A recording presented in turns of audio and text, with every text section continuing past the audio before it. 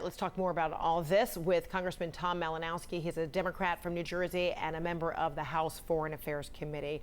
Good to see you again, Congressman. Your own family history is tied to fleeing communism during the Cold War. So how does this refugee crisis resonate with you right now?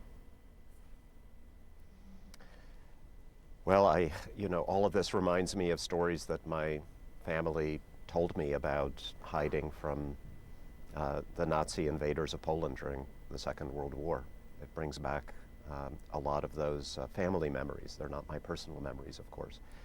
But look, the good news in this huge refugee crisis is that unlike most of the world's refugees, these Ukrainian families have Western Europe, wealthy countries, as their first port of call. They're not in a refugee camp with no food and water. And even more important, they're not looking for permanent resettlement. They are looking for temporary safety and then to go home to Ukraine, to a free and liberated Ukraine as quickly as possible. And so as we think about all of them on this Easter Passover weekend, let's redouble our efforts to help Ukraine win so that these folks can go home as soon as possible. So thus far, the U.S. has pledged to welcome up to 100,000 refugees from Ukraine. In your view, is it happening fast enough? Does it seem like there's real clarity on that open invitation? Look, I think it's a wonderful gesture that we have made, and some of these Ukrainian families have family in the United States, and those are the ones I think we will be prioritizing for resettlement in the U.S. But again, I just want to stress the overwhelming majority of these refugees are not refugees in the classic sense. They are not looking to permanently move to Europe or to the United States. They have male relatives back home in Ukraine who are fighting to liberate their country. And if we take hundreds of thousands of people, of Ukrainians to the United States, that would be a failure. Success is helping them go home. And so the main thrust of our effort has to be to help them liberate their country and then to help them rebuild their country. That is success. So you see this as an opportunity for, as a temporary refuge. The U.S. would act as a temporary refuge. Okay, well, let's talk now about Russian assets. German authorities just seized a yacht connected to a Russian oligarch, and it's believed to be one of the most expensive in the world, as we see right there. And then you actually co-wrote an op-ed this week about legislation that you have introduced that would give President Biden authority to seize Russian assets and also increase support to Ukraine.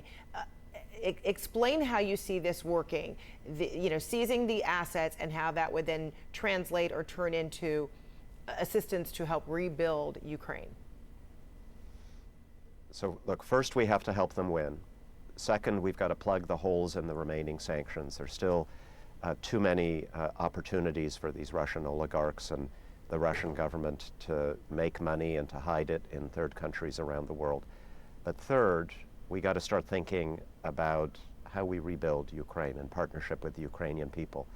We have frozen over 200, with our allies, over $200 billion of Russian central bank assets. We have seized or frozen yachts and villas and private planes and bank accounts belonging to Russian oligarchs all over the world.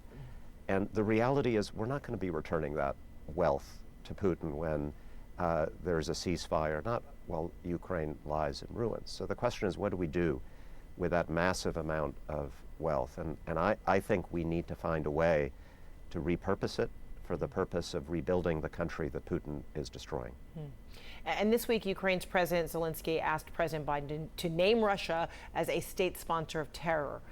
And currently there are 4: Cuba, North Korea, Iran, and Syria.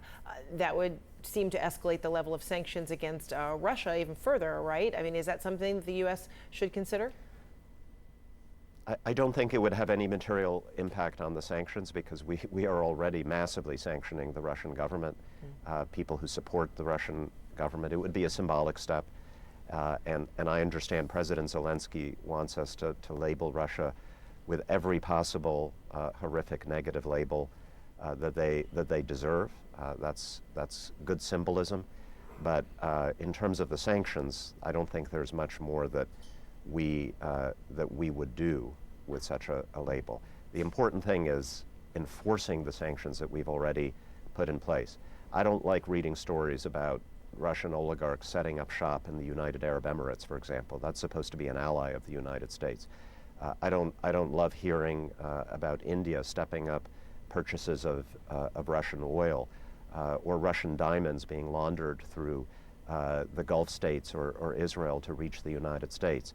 All of these things have been sanctioned on paper, but it's hard work to actually enforce them and make sure that all of these third countries around the world are choosing the right side.